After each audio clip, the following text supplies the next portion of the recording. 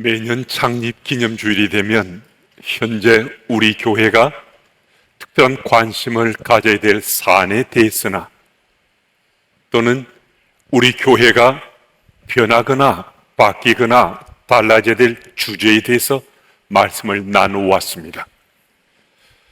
이번 창립 기념주일에도 지금 우리에게 꼭 필요한 우리들의 이야기에 대해서 함께 말씀을 통해 나누고자 합니다. 우리 인생길에 마지막 그 순간까지 우리 가슴으로, 우리 영혼으로 표현되는 그 메시지는 사랑함이고 미안함입니다. 여러분, 우리 서로 사랑하십니까? 내 딸, 내 아들, 내 아빠, 내 엄마, 내 아내, 내 남편, 나의 부모님들, 또 교우들과 직장 동료들, 이웃들, 우리 사랑하며 지내십니까? 이 땅에 우리 짧은 삶 동안에 사랑만 하고 살아도 그 시간이 부족하다고 우리 말들 합니다. 하지만 우리 현실은 정말 사랑하고 또 사랑해야 될 사람들을 사랑하지 못하고 또 관계 또한 많은 부분이 훼손된 가운데 살고 있는 것이 어쩌면 우리 현실일 수 있는데, 만약에 여전히 사랑치 못하고 서로가 다툼과 불화 속에만 살고 있다면 우리의 삶은 정말 행복한 삶이 될 수가 없습니다. 그렇지 않겠습니까?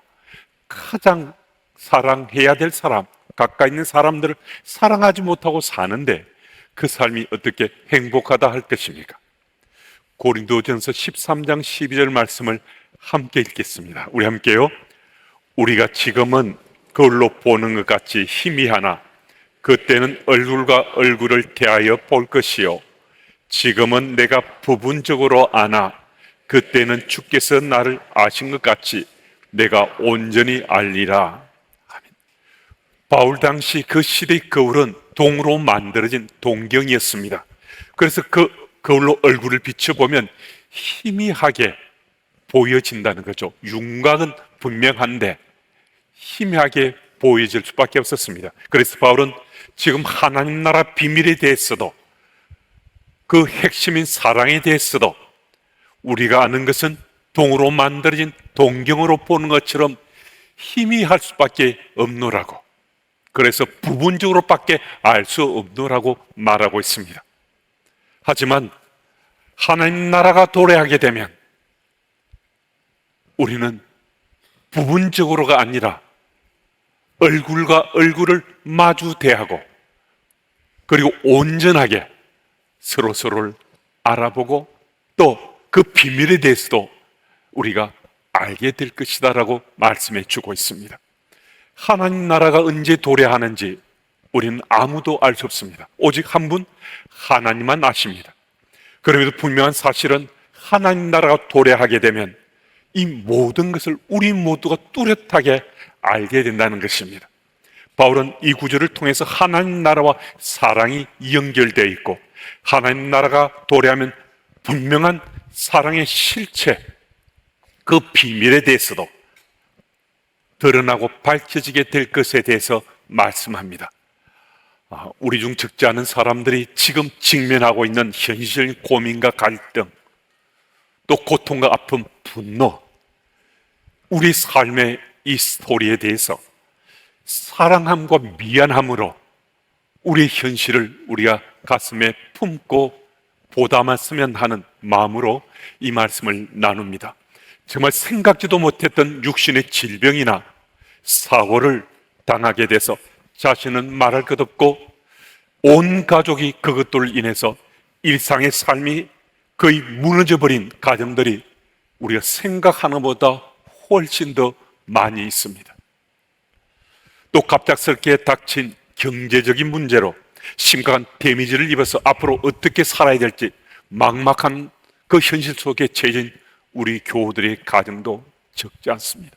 전술한 얘기들은 우리가 직면한 이야기들 중에 일부일 수 있는데, 이것은 지금 현실 속에서, 실제 상황 속에 우리가 처해 있고 직접 겪고 있는 우리들의 이야기입니다.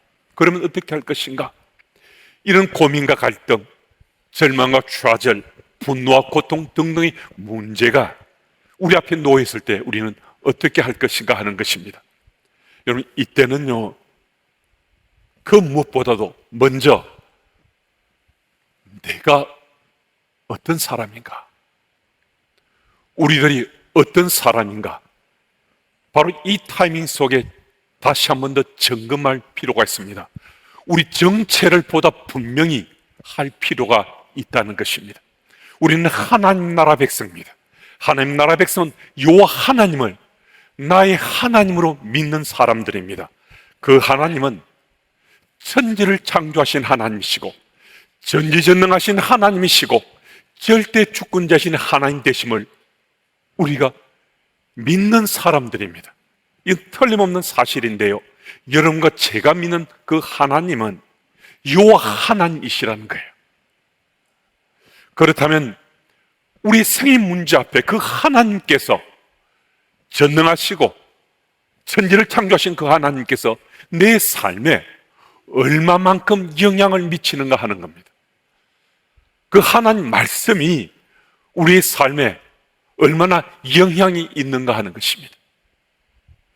하나님 말씀이 믿어지면 믿어지는 그 말씀을 붙잡고 내 생의 문제를 해결하고자 그 말씀 속에 주의 뜻을 구하며 도움을 청할 수밖에 없지 않겠습니까? 그런데 우리 중에 적지 않은 사람들은 분명히 하나님 말씀을 믿는다고 말해요. 또 말만 하는 것이 아니라 의식도 내가 하나님 말씀을 믿는다, 나 하나님 나라 백성이다 하고 자기 정체도 사람들에게는 그렇게 말해요. 그런데 자신의 실제 삶 속에는 하나님 말씀을 잘 안 믿어요. 여호와 하나님을 믿는다는 것은 그분이 전지전능하시고 창조주시고 절대 주권자 되심을 믿는다는 그 믿음이 우리에게 있다는 것인데, 그분이 말씀하신 그 말씀을 믿지 않는다는 것은 하나님을 안 믿는 것과 다를 바가 없잖아요. 우리가 하나님이 말씀하신 말씀을 안 믿는 것을 하나님을 안 믿는 것이라 생각지 않을 수 있는데요, 주께서 주신 그 말씀을 안 믿는다는 것은 내가 여호와 하나님을 믿는다 하는 이것이 사실이 아닐 수 있다는 것입니다. 그래서 여러분과 저는 여호와 하나님이 믿어지면 하나님 말씀을 믿고 살아야 되는데, 물론 우리 연약함 때문에 때때로 하나님 말씀이 우리 삶 속에 영향을 미치지 못할 수도 있습니다. 저 자신도 때때로 제 삶 속에 하나님 말씀이 영향을 미치지 못하는 걸 깨닫고 가슴을 칠 때가 있기도 합니다. 하지만 그 사실을 깨달으면요, 하나님 말씀이 의식이나 제 입술 통해 믿어지니까, 믿어진다는 그 순간 다시 한번 깨닫고 제가 돌이킬 수 있거든요. 그리고 또 돌이키는 것이 제 연약함 때문에 힘겹다면 그래도 발버둥 치면서 제가 하나님 말씀을 믿고 살려고, 그 말씀에 영향을 받으려고 정말 무던히 애쓰며 돌아서려고 실험합니다. 그런데 우리들 가운데는 이 하나님 말씀이 사실은 내게 말씀하시는 것에 대해서 별로 영향을 미치지 못하고 살다가, 근데 어느 순간 그 말씀이 하나님 말씀으로 믿어졌는데요, 근데 그런 말씀이 들려졌는데 여전히 돌이키지 않는 거예요. 왜 돌이키지 않는가? 내 고집, 내 주장, 내 경험, 또 내가 습득한 다양한 내가 취한 것, 이것들이 더 우선인 거예요. 그것들로 내 생의 문제를 해결하고자 달려들다 보니까 하나님께서 말씀하신 그 말씀은 내가 입술로는 믿는다고 하지만 실제 내 삶 속을 외면하고 멀리하며 살고 있다는 것입니다. 무슨 말씀인가 하면요, 지식이나 익숙한 나의 신앙의 연조로 하나님 말씀을 믿는다고 하는데 실제 상황 속에서는 하나님 말씀을 거의 믿지 않는 것처럼 내가 반응하며 살고 있다는 것입니다. 그러면 이런 생의 문제 속에 우리가 어떻게 할 것인가? 그래서 돌이켰어요. 정말 말씀을 붙잡고 돌이켜서 말씀 따라 살려고 하는데도 실험하는데 생의 문제가 해결되지 않아요. 받아들이기 어려운 결과물이 주어졌을 때 어떻게 할 것인가? 여러분, 이런 결과물일 때 어떻게 하면 좋겠습니까? 여러분, 이때는요, 말씀이 우리에게 분명히 다시 한 번 더 일깨워주는데요, 이 땅의 삶만이 전부가 아니라는 믿음이 필요합니다. 우리의 삶이 지금 드러난 것 끝이 아니고 영원한 하나님 나라까지 이어지고 있다는 이 사실을 믿어야 됩니다. 그리고 오히려 더 하나님 나라 백성으로 자기 정체성을 분명히 해야 됩니다.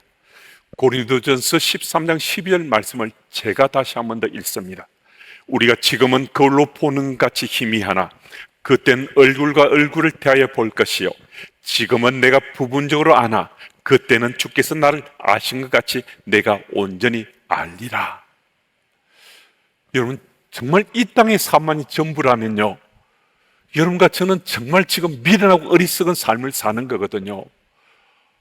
이 주일날, 이 소중한 시간, 이 자리에서 예배드리는 이것도 다 헛될 수 있는 거거든요. 이 예배 드리고 좀 더 바르게 살려고, 정직하게 살려고 우리가 몸부림치지 않고 막 살아도 되잖아요. 아니, 죽고 끝이라면, 이 땅의 삶이 전부라면 이 죽고 끝나는 거잖아요. 그렇다고 그러면 세상 사람들 자기가 취한 것, 자기가 습득하고 갖춘 것, 그것 가지고 막 살면서 살다가 죽고 끝나면 되잖아요. 그런데 성경이 말씀하신 이 말씀이 여러분과 제게 믿어진 거예요.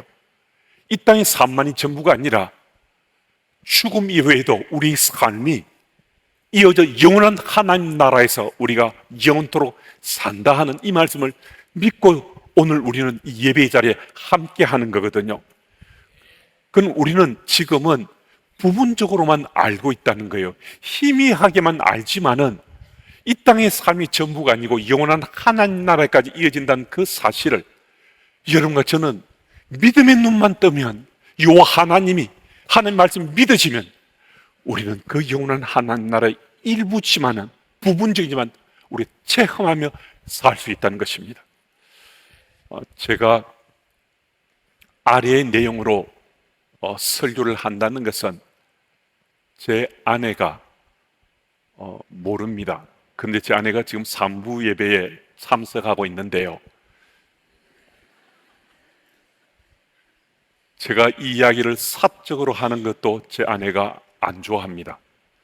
그리고 제가 이런 공적인 자리에서 제가 여러분들의 이 스토리를 처음으로 말씀을 드립니다마는 제 아내가 아마 오늘 예배 마치고 아주 안 좋아할 수 있습니다.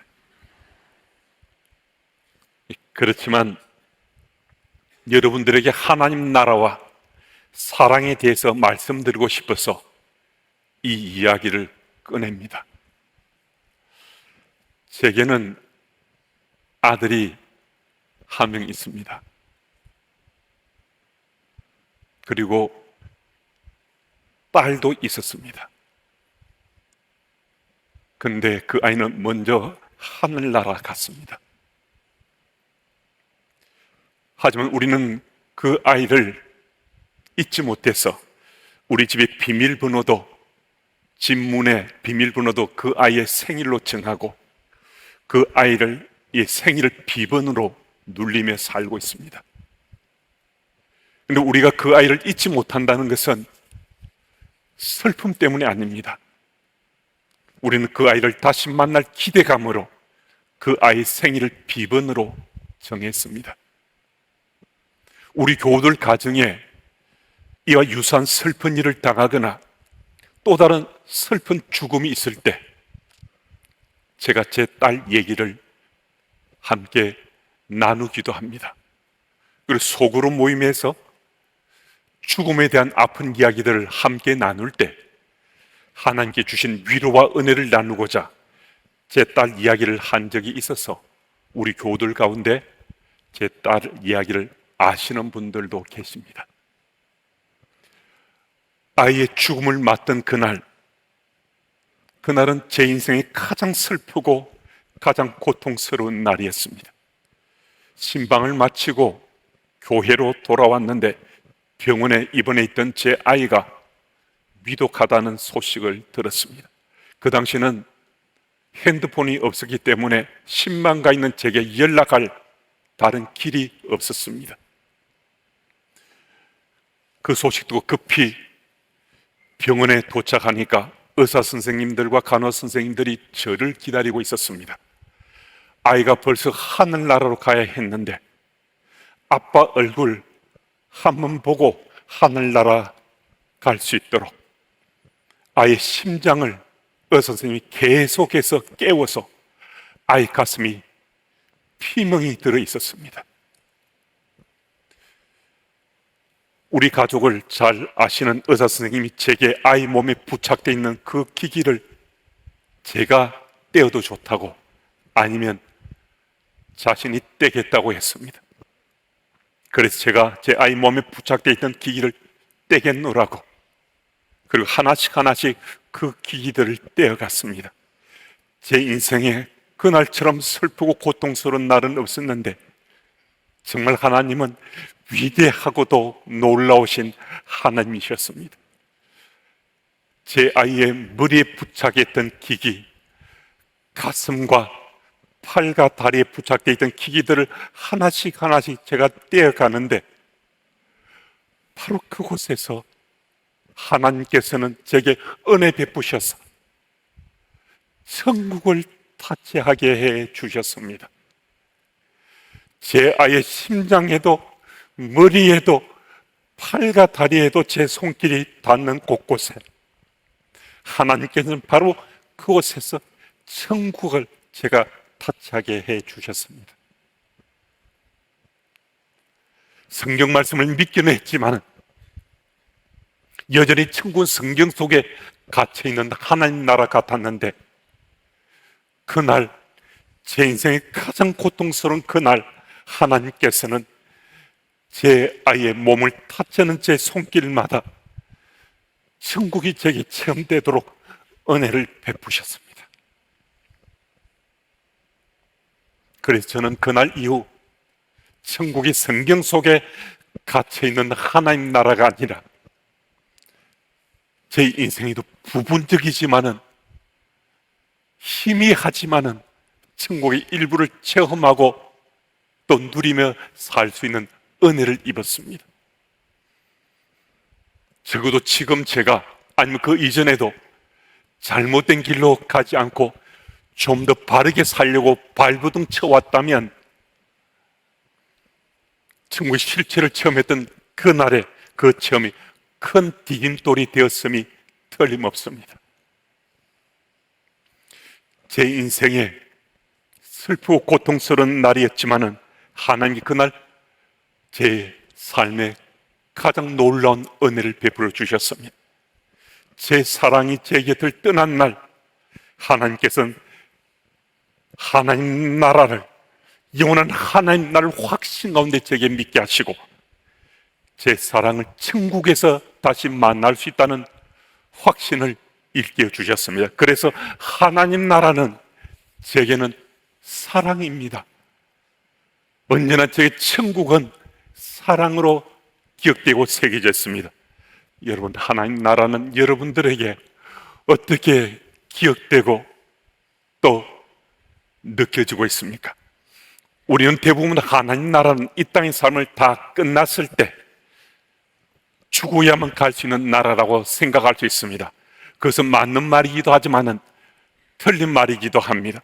왜냐하면 천국은 우리가 죽어서 갈 것이기도 하지만 천국은 일부지만은 이 땅의 삶 가운데 우리 믿음 안에서 체험하고 또 누릴 수도 있는 하나님의 나라이기 때문입니다. 제가 제 아이를 천국으로 떠나보려는 날 체험한 것처럼 천국은 일부지만은 우리는 우리의 일상의 삶 가운데도 우리는 체험하고 누리며 살아갈 수 있습니다. 그래서 저는 천국을 체험할 때 항상 제 딸과 겹쳐져서 체험되는 은혜가 있습니다. 매번 그럴지는 않을지라도 한 번씩은 제게 그런 체험으로 하나님께서 은혜 베푸십니다. 여러분, 이 자리에 함께한 우리 교우 모든 분들이 한 분도 예 없이 천국에 대한 소망 가지고 오늘도 살고 내일도 살았으면 참 좋겠습니다. 여러분, 그런데 천국은 아이러니하게도 내가 죽음에 대한 간접 체험이나 내가 죽을 수밖에 없는 존재라는 사실을 내 진심으로 받아들이지 않으면 이 천국은 우리에게 체험되지 않는 것 같아요. 그런 여러분과 제가 하나님 앞에서 나는 죽을 수밖에 없는 존재고 언젠가 하나님 앞에 설 것이라는 이 사실이 믿어지면 우리는 천국에 대한 일부지만 체험하며 살아갈 수 있습니다. 로마서 5장 8절 말씀을 제가 읽습니다. 우리가 아직 죄인 되었을 때 그리스도께서 우리를 위하여 죽으심으로 하나님께서 우리에 대한 자기 사랑을 확정하셨느니라. 이제 갓 신앙생활을 하신 분은 말할 것 없고 신앙의 연조가 오래된 분들도 이 죄인이다라는 이 단어에 대해서는요 조금 거북하거나 불편하게 반응할 수 있습니다. 죄인이라는 이 단어를 참 기쁘다, 좋다, 감사하다라고 받아들이는 분은 극히 소수에 불과한 것 같아요. 그런데 여러분, 우리는요 드러난 죄인, 숨겨진 죄인일 뿐이지 이 차이 말고는 우리 모두는 다 죄인이라고 하나님께서 말씀하실 뿐만 아니라 우리도 느끼잖아요. 우리도 하나님께서 깨닫게 해주셔서 성경이 말씀하시니까 더 민감하게 느끼지만은 사실 우리가 양심의 찔림이 되어도 예수 믿지 않았을 때도 이거는 죄를 짓는 것 같은데, 잘못하는 것 같은데 하는 느낌들이 있었을 수 있습니다. 그런데 그런 죄인인 우리 죄를 대속하기 위해서 하나님께서 독생하신 아들, 하나밖에 없는 아들 이 땅에 보내셨다는 거예요. 보내셨을 뿐만 아니라 우리 죄 때문에 십자가에서 죽기까지 우리에게 은혜 베푸셨으면 이건 뭡니까? 이걸 어떻게 표현할 수 있겠습니까? 무엇으로 설명할 수 있겠습니까? 사랑이지 않습니까? 하나님의 사랑 아니고서는 독생하신 아들이 이 땅에 오셔서 십자가에 못 박아 죽으신 그것을 어떻게 표현할 수 있겠습니까? 사랑, 하나님의 사랑으로 우리는 이 사실이 믿어지면 예수님 구주로 믿게 된 거거든요. 그래서 오늘 본문 고린도전서 13장 13절 말씀은 이렇게 말씀하고 있습니다. 그런즉 믿음, 소망, 사랑 이 세 가지는 항상 있을 것인데 그 중에 제일은 사랑이라. 우리가 함께 이 자리에서 예배 드리는 우리 삶의 현장, 우리가 어느 곳에 있든 간에 믿는 자로 서로 공동체 가족으로 삶을 나누는 그 현장, 이 현장 모두가 사랑으로 차곡차곡 쌓여가고 채워져 가야 된다는 것입니다. 하나님께서 우리를 사랑하시는데 우리도 서로 사랑하며 살아야 되는데 가족 먼저, 가까운 사람들 먼저, 교우들 먼저 우리 이렇게 함께 사랑하며 살아야 된다는 것입니다. 오늘 우리에게 이런 사랑이 차고 넘쳐야 되는데 만약에 이 사랑이 좀 부족하다면 미안하다고 일상 속의 사랑함과 미안함을 함께 나누며 가장 가까운 가족부터 또 가까운 사람들과 사랑 나누며 살아가시는 여러분들이 다 되시기를 축복합니다. 아멘.